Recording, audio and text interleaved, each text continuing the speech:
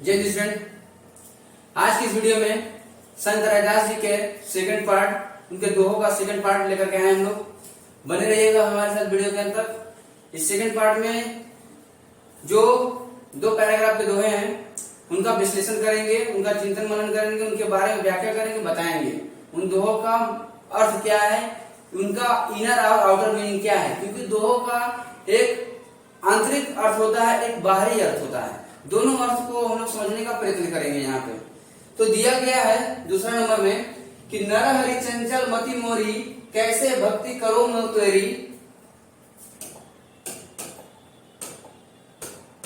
नर हरि चंचल मति मोरी, कैसे भक्ति करो मैं तोरी। तू मोहि देखे हो तो ही देखू, प्रीति परस्पर होई।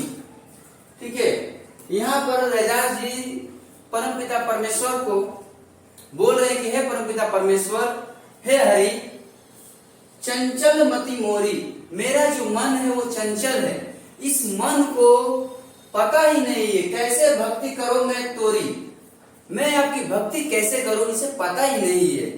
मन बड़ा चंचल है, इस मन को पता ही नहीं है कि वो ईश्वर की भक्ति कैसे करे। हे परमपिता परमेश्वर, आप ही कुछ मार्ग दिखाएं कि मैं आपकी भक्ति कैसे करूं, क्योंकि मेरे मन को तो पता ही नहीं है कि आपकी भक्ति कैसे करूं।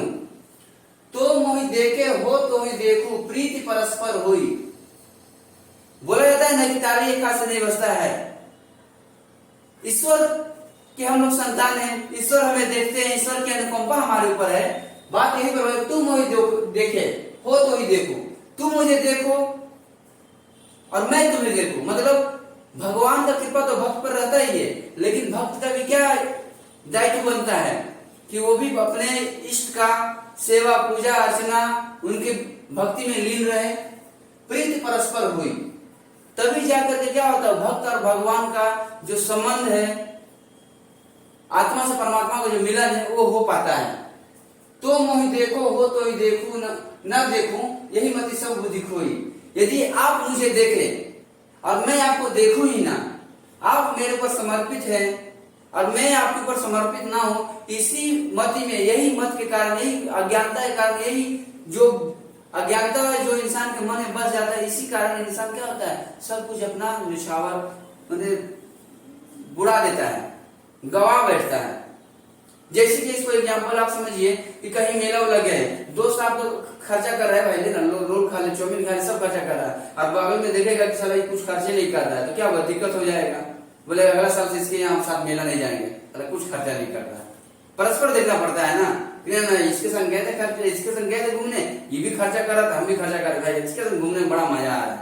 लेकिन जब कभी आप किसी को भी, कोई भी दोस्त, कोई भी सगे संबंधी को कोई भी काम सौंपिएगा, वो कर देगा तो आपको भी करना पड़ेगा, लेकिन आप अपना काम निकलवा लीजिएगा और उनका काम करिएगा नहीं, तो रिश्तों में खटास उत्पन्न हो जाएगा।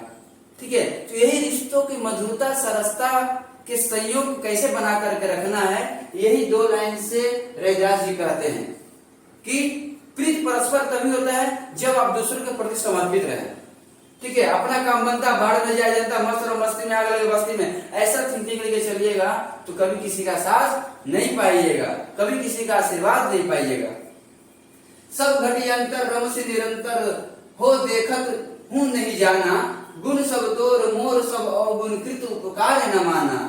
मैंने हे परमपिता परमेश्वर, आप तो इस सृष्टि के क्षण क्षण में हैं, प्रत्येक चीजों में आप वास करते हैं, लेकिन फिर भी देखत हूं नहीं जाना, फिर भी मैं आपको देख नहीं पाता हूं। गुण सब तोर, हे परमपिता परमेश्वर,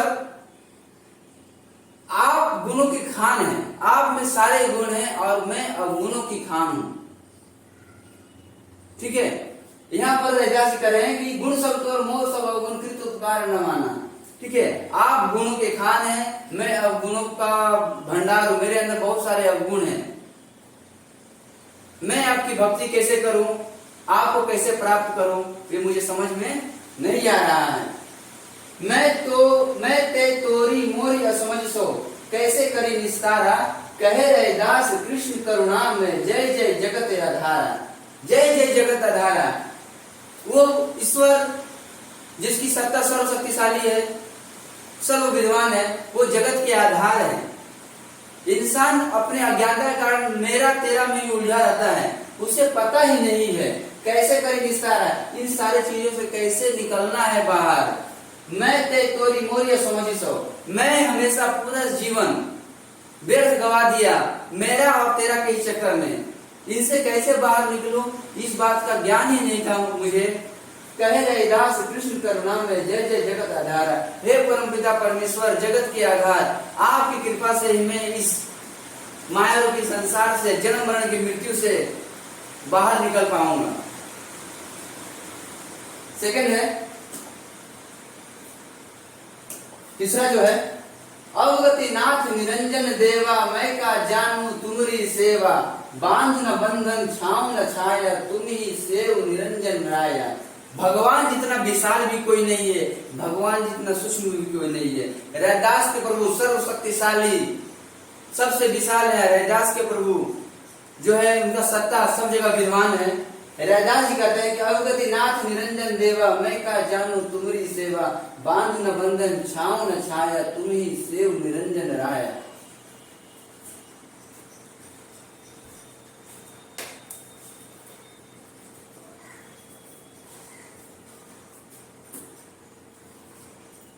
मतलब अवगतिनाथ, जिसे जाना ना जा सके, जिनके बारे में ज्ञान ना हो, जिनकी सत्ता का ज्ञान ना हो, जिसको जाना नहीं जा सके, ऐसे पर मैं क्या जानूं तुम्हारी सेवा, ऐसे परम पिता परमेश्वर का सेवा करना मैं कैसे जान सकता हूँ।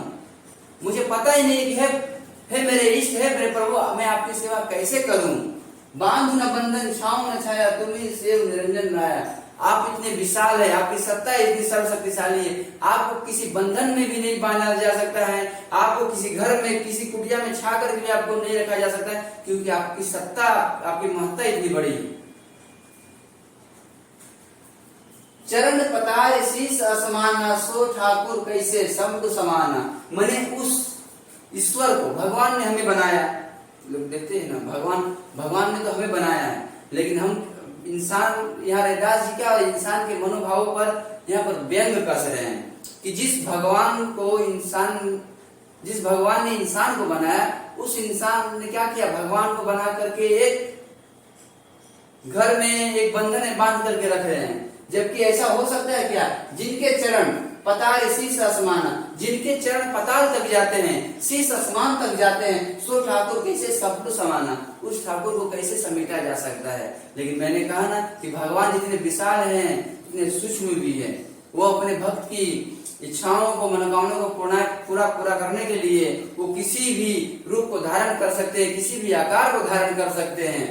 तो यहाँ पर रैदास जी कह रहे हैं कि हे परमपिता परमेश्वर, आप इतने विशाल हैं, मैं आपकी सेवा कैसे करूं, आपको कहां पर कौन सा आसन दे सकूं, क्योंकि आपके चरण तो पाताल तक जाते हैं, शीश आसमान तक जाते हैं।